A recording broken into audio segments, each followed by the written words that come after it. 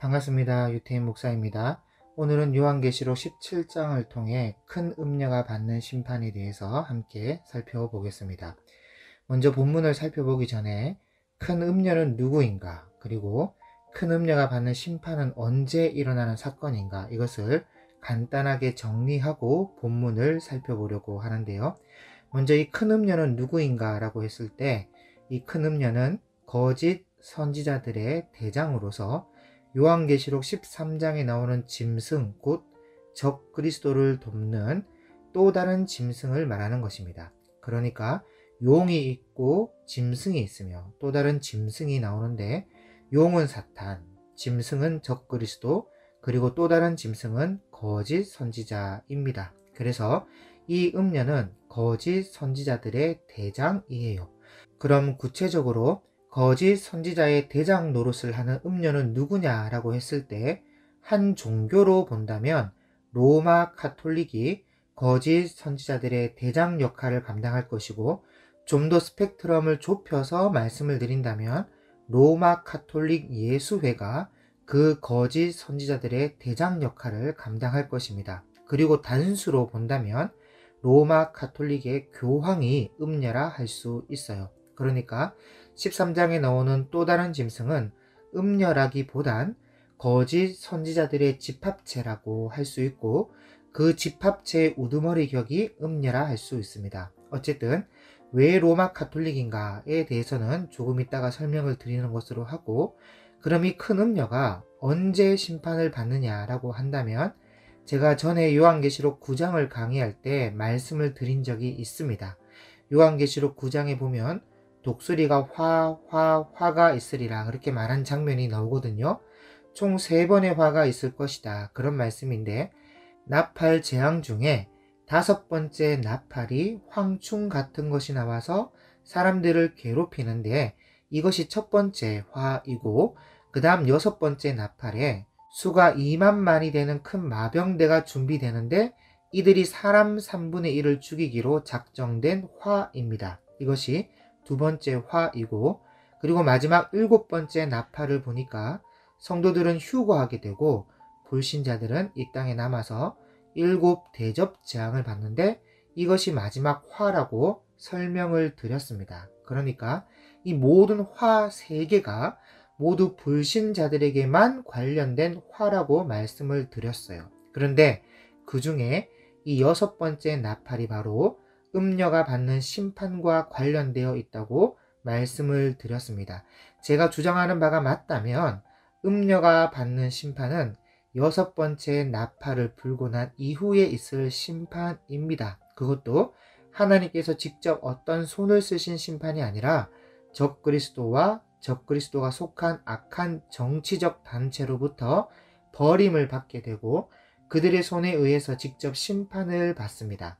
물론 하나님이 작정하시고 계획하신 뜻이 있겠지만, 정치와 종교가 손을 잡고 성도들에게 해를 가했던 일들이 어느 순간 정치계와 종교계 사이의 관계가 틀어지니까 비참하게 버림을 받는 일이 일어난다는 것이죠. 그럼 이 정도의 배경적 지식을 가지고 본문을 살펴보자면 1절입니다.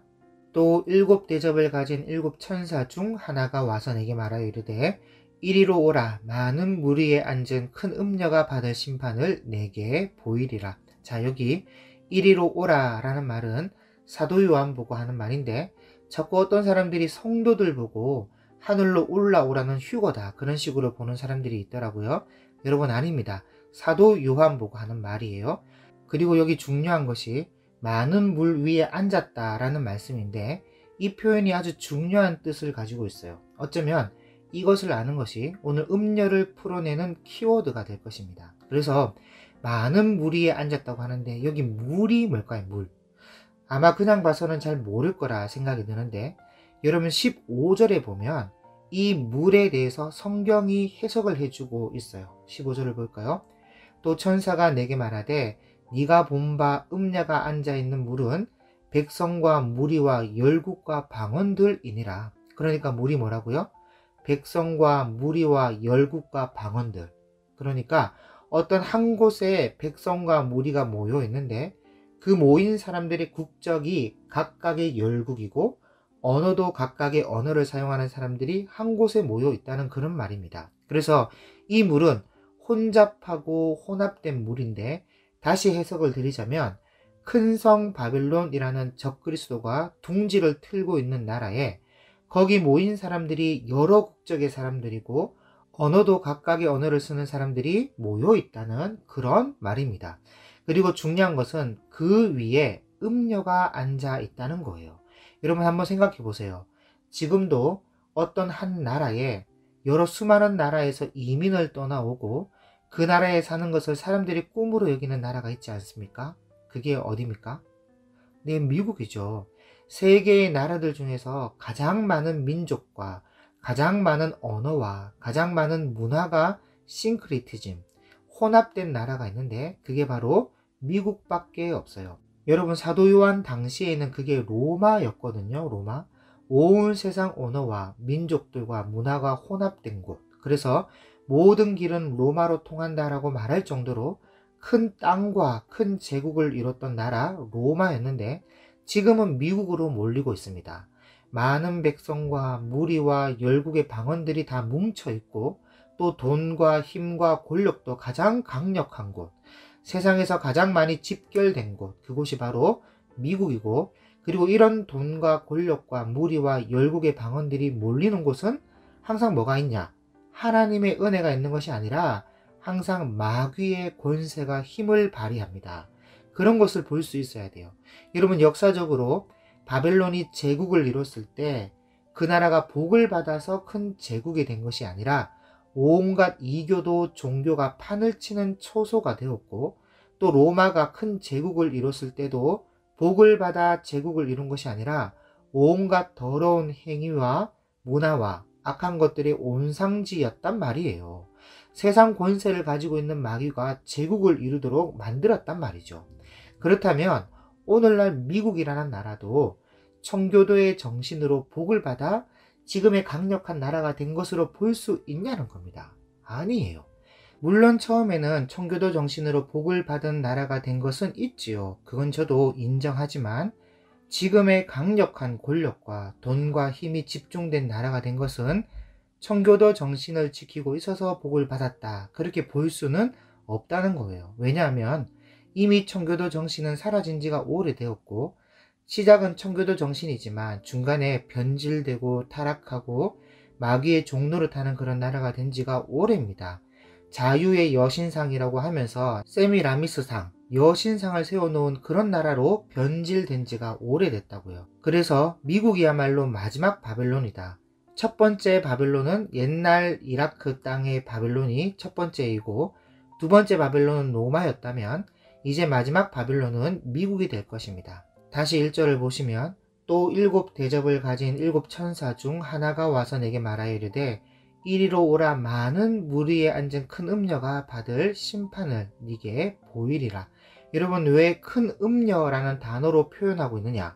이것도 우리가 알 필요가 있는데, 여러분 한 여자가 한 남자와 가정을 이루고 살면 음녀가 아니죠. 그런데 한 여자가 온갖 남자와 놀아나고 있다, 그러면 음녀가 되는 거예요.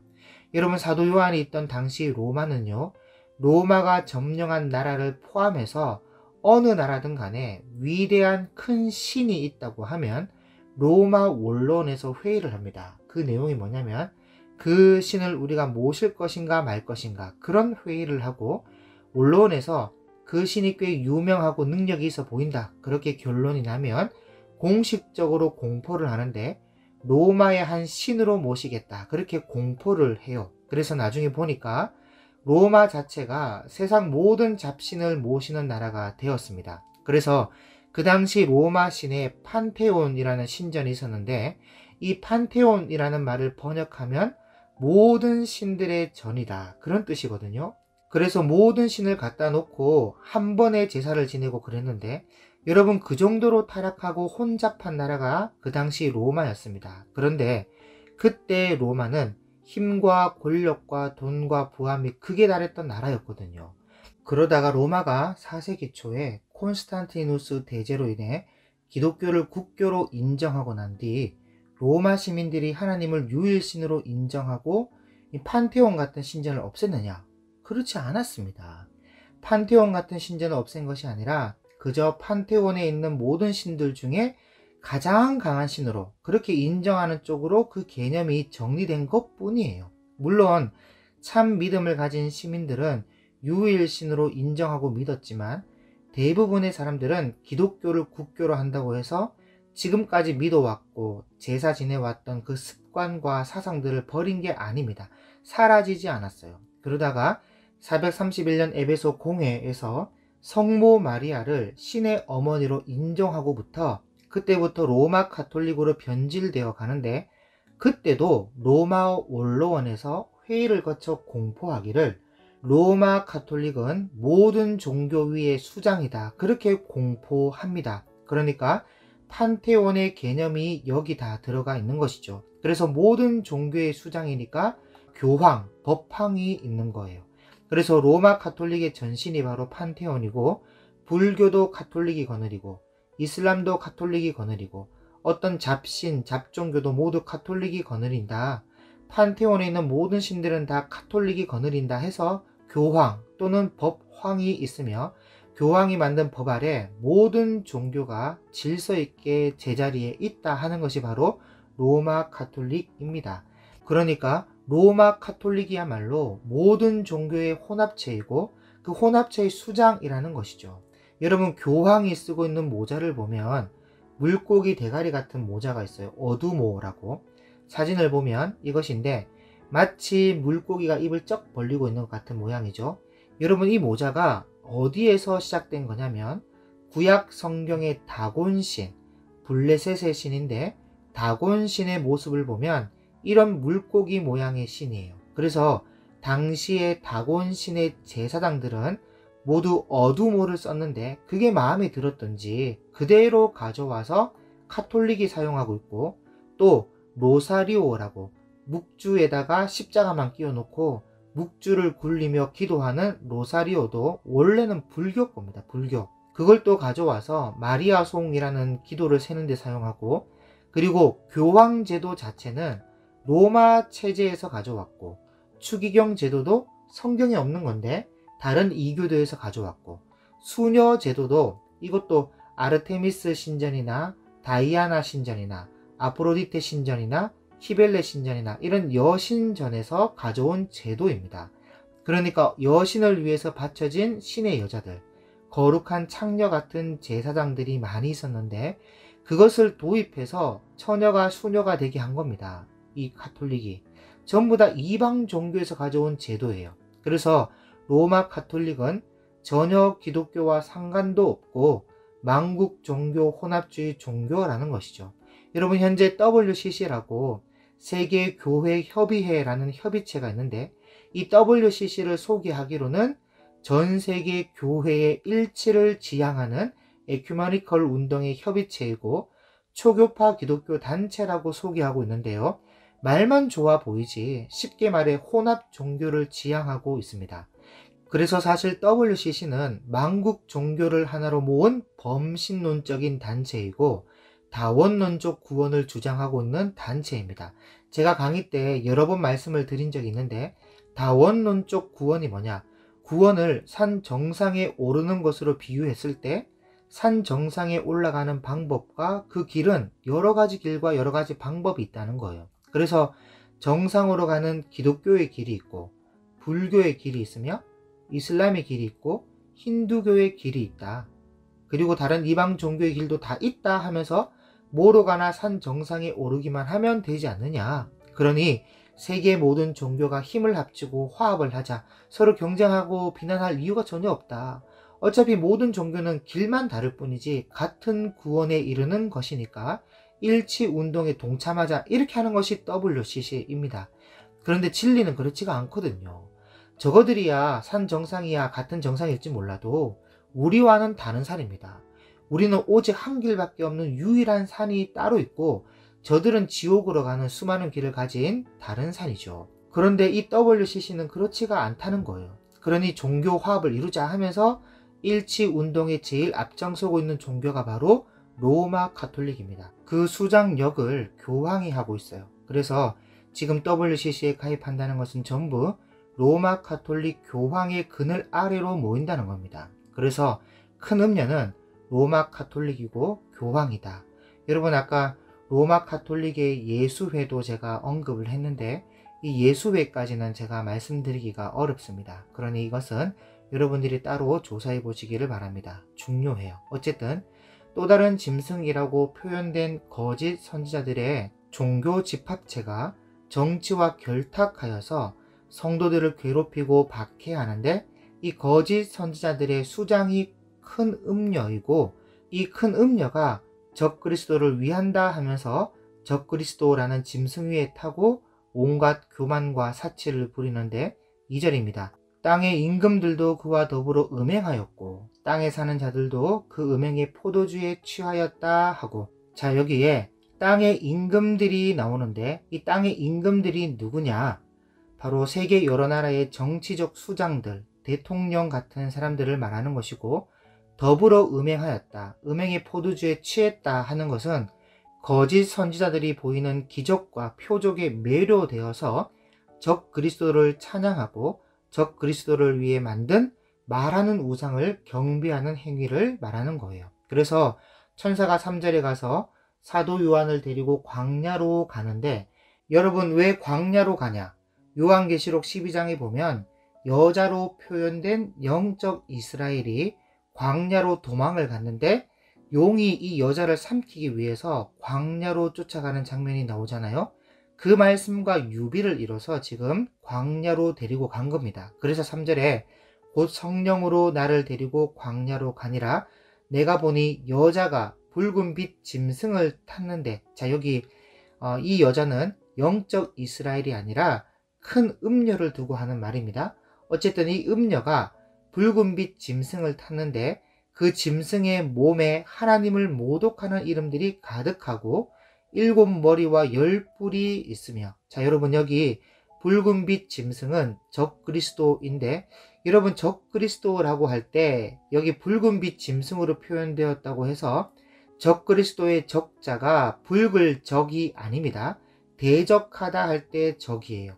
그리스도를 대적한다. 그래서 적그리스도라 말하는 것인데, 역시나 그 몸을 보니까 하나님을 모독하는 이름들이 가득해요. 그리고 머리가 7개고 뿔도 10개로 나오는데, 여러분 7머리와 10뿔은 용의 모습과 똑같은 모습이죠.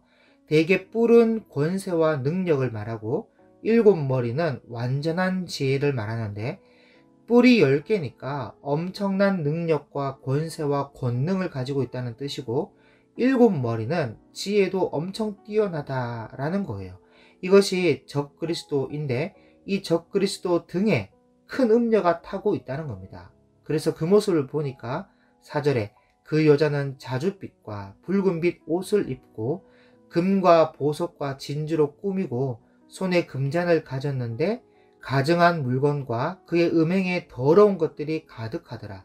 여러분 여기 자줏빛과 붉은빛 옷이 나오는데, 여러분 예로부터 자줏빛 옷, 붉은빛 옷은 정말 비싼 옷이고 왕이 입거나 최고위층 권력자들이 입는 옷이에요. 그러니까 권세의 상징과 같은 옷인데, 이게 왜 비싸냐면 천연색소로 만든 옷이기 때문에 비쌉니다. 이스라엘 북쪽 레바논 해변에 가면 페니키아라고 소라 고동이 많이 나오는 해변이 있는데, 이 소라 고동의 꽁무니를 깨면 창자 부분에 붉은빛, 자줏빛을 내는 천연색소가 나옵니다. 이것을 흰 옷에다가 염색하는 것인데, 자줏빛이나 붉은빛의 옷을 한 벌 만드는데 소라 고동 8,000마리를 깨야 했습니다. 그러니까 엄청 비싼 옷이죠. 여러분 성경에 사도 바울의 동력자였던 루디아라는 여성분이 자색 옷감 장사를 했는데, 이 루디아가 로마 고위층을 대상으로 사업을 했던 분이에요. 그러니까 그 당시 이 옷은 사치의 상징이요 권세의 상징이었습니다. 그런데 지금 이 음녀가 짐승 위에서 이런 자줏빛과 붉은빛 옷을 입고 금과 보석과 진주로 꾸미고 있는데 극도의 사치를 누리고 있는 것이죠. 거기다가 손에 금잔을 가지고 있는데, 여러분 손에 금잔을 가졌다라는 것은 바벨론의 금잔을 말하는 겁니다. 여러분 바벨론의 금잔이 뭐냐? 예레미야 51장 7절에 보면 이런 말씀이 있어요. 바벨론은 여호와의 손에 잡혀 있어 온 세계가 취하게 하는 금잔이라 문 민족이 그 포도주를 마심으로 미쳤도다. 그래서 느부갓네살 왕이 통치하던 그때 바벨론의 금잔이라는 것은 온 세계의 민족들이 다 이 바벨론 문화와 음란과 사치와 주술과 우상숭배와 허탄한 것을 마시고 취해서 미쳐 있었습니다. 그런 잔이에요. 그리고 이것이 로마 시대 때는 온 세계가 또 로마의 문화와 헬라 문화에 취해서 미쳐 있었습니다. 그리고 앞으로 우리 미래에는 미국이라는 나라가 미국 문화로 온 세계를 취하게 해서 미치도록 만들 거예요. 그래서 우리는 이런 사실을 성경과 역사를 통해 볼 수 있어야 합니다. 그래서 이 여자, 큰 음녀가 금잔을 가졌는데 보니까 가증한 물건이 있고 그의 음행에 더러운 것들이 가득하더라는 거예요. 그리고 이 큰 음녀의 이마에 이름이 기록되어 있는데 5절에 그 이마에 이름이 기록되었으니 비밀이라 큰 바벨론이라 땅의 음녀들과 가증한 것들의 엄이라 하였더라. 이제 와서 뭐 비밀이 뭐가 있겠습니까?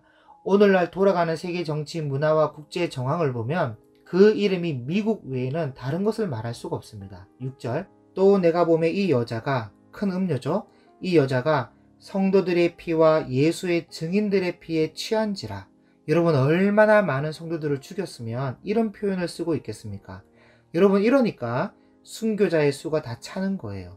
짐승과 함께 그 등에 타고 성도들을 얼마나 박해를 하는지 증인들의 피에 취할 정도로 박해를 했으니까 하나님께서 7 대접 재앙 때 물 대신 피를 마시게 하신 겁니다. 내가 그 여자를 보고 놀랍게 여기고 크게 놀랍게 여기니 사도 요한이 보고 놀라는데 천사가 이르되 왜 놀랍게 여기느냐 내가 여자와 그가 탄 7머리와 10뿔 가진 짐승의 비밀을 네게 이르리라. 이미 요한계시록 13장에서 다 보여주신 짐승인데 네가 본 짐승은 전에 있었다가 지금은 없으나 장차 무적행으로부터 올라와 멸망으로 들어갈 자니 땅에 사는 자들로서 창세 이후로 그 이름이 생명책에 기록되지 못한 자들이 이전에 있었다가 지금은 없으나 장차 나올 짐승을 보고 놀랍게 여기리라. 자, 결론부터 말씀드리자면 적 그리스도에 대해서 말씀을 하고 있는 부분인데 딱 하나, 네가 본 짐승은 전에 있었다가 지금은 없으나 장차 무적행으로부터 올라와 멸망으로 들어갈 자니 이 부분만 요한계시록 13장에서 찾아볼 수 없는 정보입니다.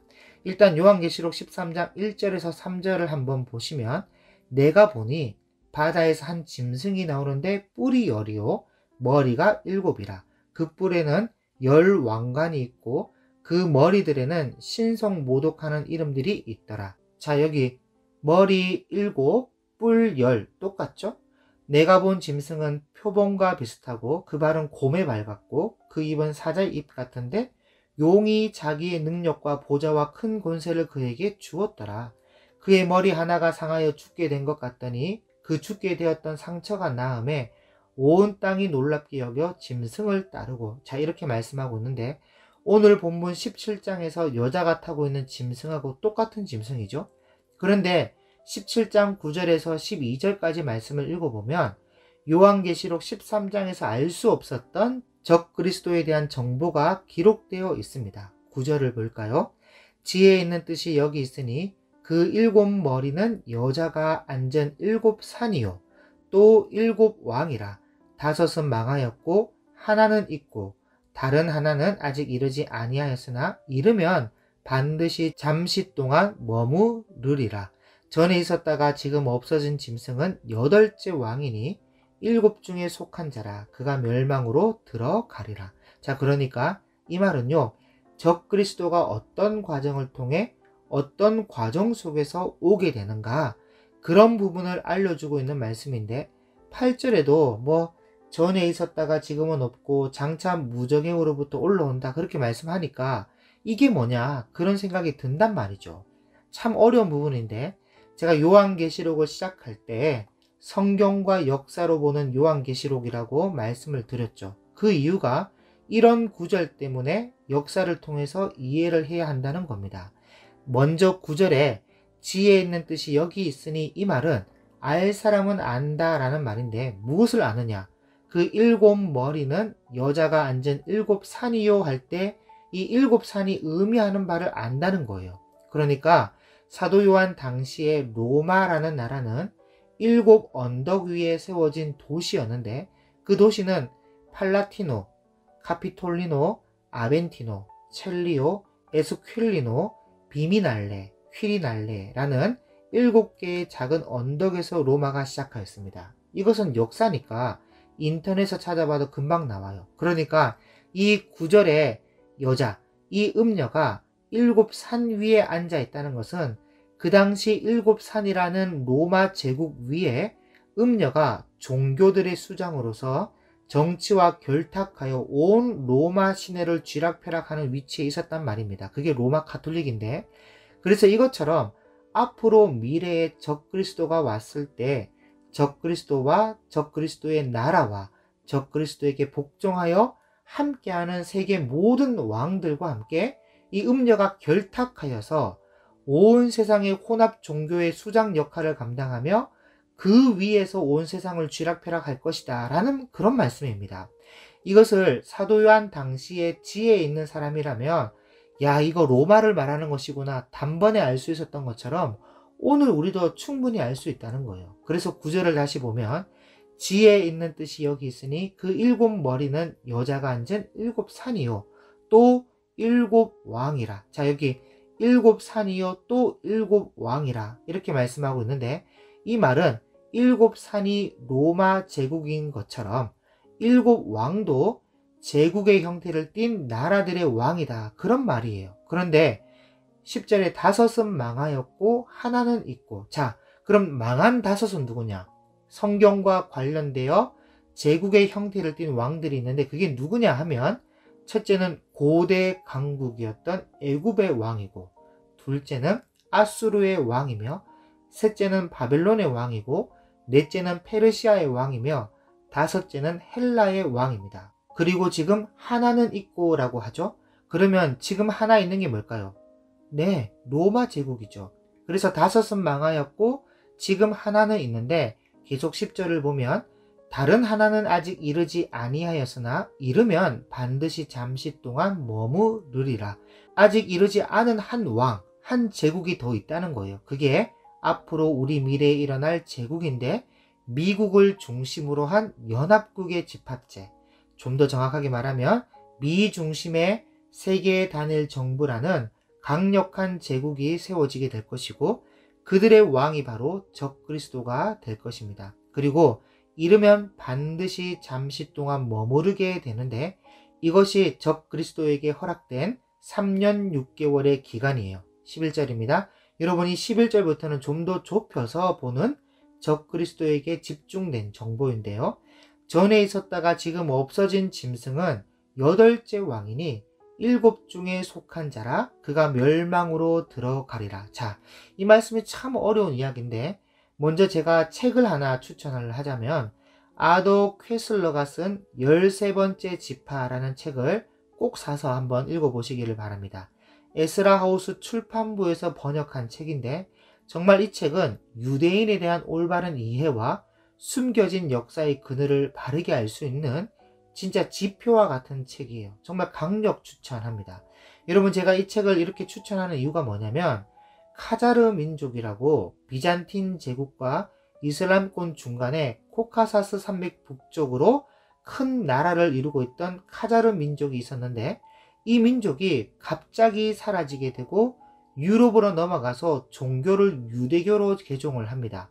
일반 사람들은 디아스포라 유대인이 하도 유명하니까 유대인이라고 하면 정통 유대인으로만 알고 있는데, 아닙니다. 정통파 유대인이 있는가 하면 개종자 유대인도 있어요. 그래서 부르는 명칭이 다릅니다.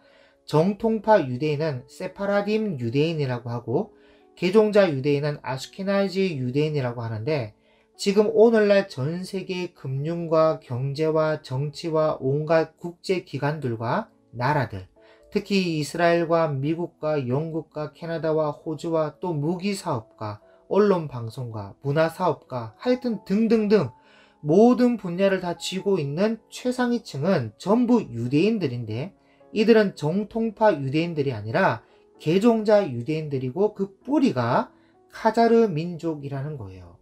그래서 저는 이걸 확신하고 이렇게 강의 영상을 만드는데 제 말을 못 믿겠으면 한번 책을 사서 읽어보시길 바라고 스스로 조사해서 공부를 또 해보시길 바랍니다. 요즘에 인터넷에도 너무 잘 나오니까. 그래서 11절을 이런 역사적 사실을 바탕으로 다시 본다면 전에 있었다가 없어진 짐승은 카자르 민족이고 이 민족이 8째 왕이니, 그러니까 이 카자르 민족의 뿌리를 둔 아스케나이지 유대인들을 통해서 앞으로 미래에 세워지는 미연합국, 미국을 중심으로 한 세계 단일 정부의 왕이 아스케나이지 유대인이고 곧 적그리스도라는 그런 말입니다. 그래서 8째 왕이니 7 중에 속한 자라. 왜 이 8째 왕이 7 중에 속한 자냐?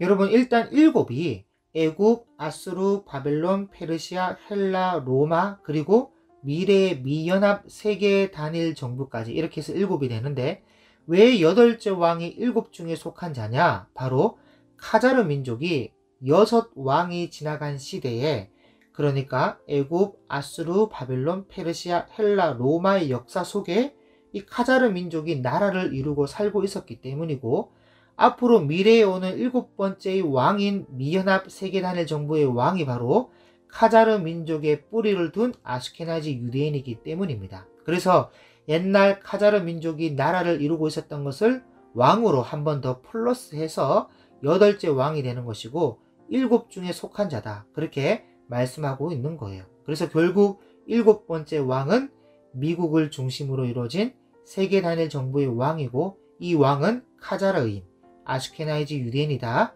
그런 말이 되는 것입니다. 이해되시죠? 만약 이해가 안 된다면 귀로만 듣고 있어서 그래요. 성경책을 펴고 유튜브 화면에 적혀있는 글을 보시면서 다시 들어보신다면 이해가 되리라 봅니다. 그러니까 참 어려운 구절이긴 한데 역사를 알면 저는 성경에 이런 표현만큼 정확한 표현이 없다, 그런 생각이 들어요. 8째 왕인데 7 중에 속한 자다. 몰랐을 때야 진짜 어려운 말이지만 알고 나면 카자르 민족에 대한 역사와 오늘날의 현실이 틀린 말이 하나도 없구나. 그래서 성경이 더 정확하게 표현해주고 싶어서 이렇게 어렵더라도 진실을 확증해주고 있구나, 그런 확신이 든다는 것이죠. 12절입니다. 네가 보던 10뿔은 10왕이니 아직 나라를 얻지 못하였으나 다만 짐승과 더불어 임금처럼 한동안 권세를 받으리라. 그들이 한 뜻을 가지고 자기의 능력과 권세를 짐승에게 주더라. 자, 여러분, 여기 10뿔은 10왕이니 라는 말씀이 있는데, 여러분, 뿔은 권세를 의미하죠. 그러니까 미국을 중심으로 이루어지는 세계 단일 정부의 핵심 나라, 핵심 멤버가 10왕인데 아마도 처음에는 연합체로 G20이니 뭐니 하면서 꽤 많은 나라들의 연합체로 단일 정부를 이룰 거예요. 그래서 언제든 적그리스도가 와서 온 세상을 통치해도 이상하지 않을 그런 타이밍에 6번째 인을 떼고 별이 땅에 떨어져 온 세상이 엉망이 될 것입니다. 그때 많은 나라들이 연합체의 역할을 감당하지 못하고 떨어져 나갈 것이고 딱 한 10개 정도의 나라, 미국에게 힘을 실어줄 수 있는 나라 한 10개 정도만 남을 겁니다. 그래서 12절을 계속 보시면 네가 보던 10뿔은 10왕이니 아직 나라를 얻지 못하였으나 다만 짐승과 더불어 임금처럼 한동안 권세를 받으리라.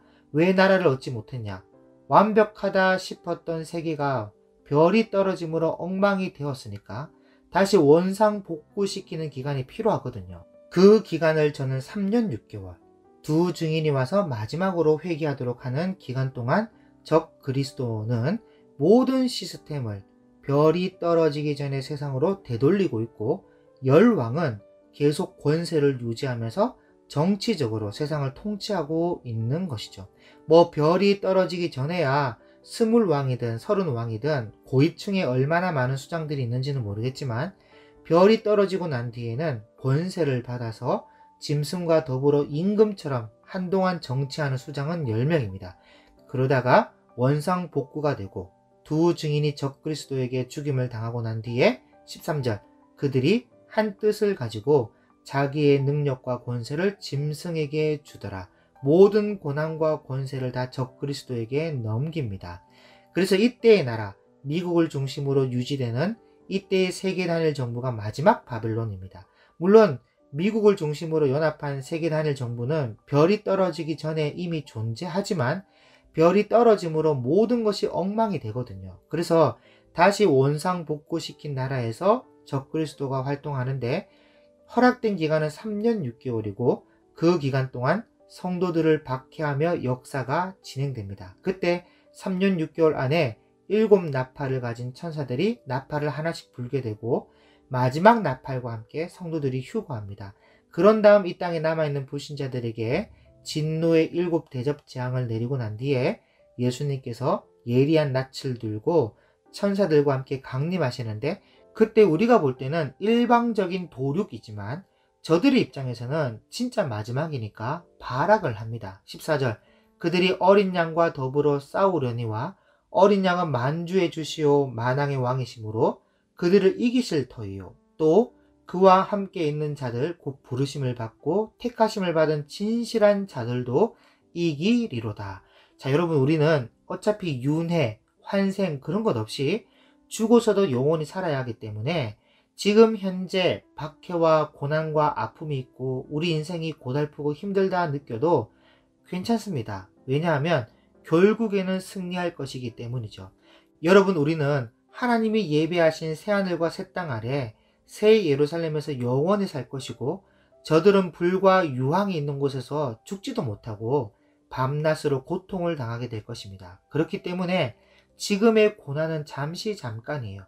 겉으로 볼 때는 우리가 힘없이 아픔을 당하고 죽임을 당하지만 결국은 승리합니다. 그래서 우리에겐 믿음이 필요한데 어린 양 대신 예수 그리스도가 결국엔 이긴다는 믿음이 있어야 합니다. 어쨌든 이렇게 해서 적그리스도와 마지막 바벨론의 이야기가 끝나는데 그럼 이들의 등에 타서 성도들의 피에 취해 있는 음녀는 어떻게 되는가? 그것을 알아봐야 되겠죠? 15절입니다. 또 천사가 내게 말하되 네가 본 바 음녀가 앉아있는 물은 백성과 무리와 열국과 방언들이니라. 서두에 말씀드렸죠. 이 음녀가 마지막 바벨론이라 하는 미국을 중심으로 한 이 세계 단일 정부 위에 앉아있는데 네가 본 바 이 열불과 짐승은 음녀를 미워하여 망하게 하고 벌거벗게 하고 그의 살을 먹고 불로 아주 사르리라. 자, 그러니까 로마 가톨릭이 온 세상의 모든 종교를 모아서 말하는 우상도 만들고 적그리스도를 섬기도록 하기도 하고 적그리스도와 정치의 수장들과 결탁하여 기생하고 공생하며 있었는데 사실은 적그리스도와 열왕은 이 음녀를 그냥 이용해 먹고 있었던 것이죠. 그리고 이제 필요가 없어졌을 때 적그리스도에게 주어진 3년 6개월의 시간이 다 되어갈 때 이제 음녀는 필요가 없다 보니까 망하게 하고 벌거벗겨져 그의 살을 먹고 불로 불태워버립니다. 토사구팽이죠. 그래서 이 사건은 6번째 나팔을 불었을 때 일어나는 전쟁이다. 저는 그렇게 보고 있습니다. 17절 이는 하나님이 자기 뜻대로 할 마음을 그들에게 주사 한 뜻을 이루게 하시고 그들의 나라를 그 짐승에게 주게 하시되 하나님의 말씀이 응하기까지 하심이라. 이 기간이 바로 3년 6개월이라는 것이죠. 자기 뜻대로 마음대로 할 수 있는 기간. 그래서 이때 순교자의 수와 피가 다 차게 됩니다. 그런 다음 이제 휴거가 있고 예수님이 강림하시는 것이죠. 18절 또 네가 본 그 여자는 땅의 왕들을 다스리는 큰 성이라 하더라. 여기 큰 성이 나오는데 이 성이 마지막 바벨론 성인데 18장에 이 역사의 하이라이트가 나옵니다. 마지막 큰 성 바벨론이 어떻게 되는가 이것을 확인할 수 있는데 18장은 다음 시간에 살펴보도록 하겠습니다. 감사합니다.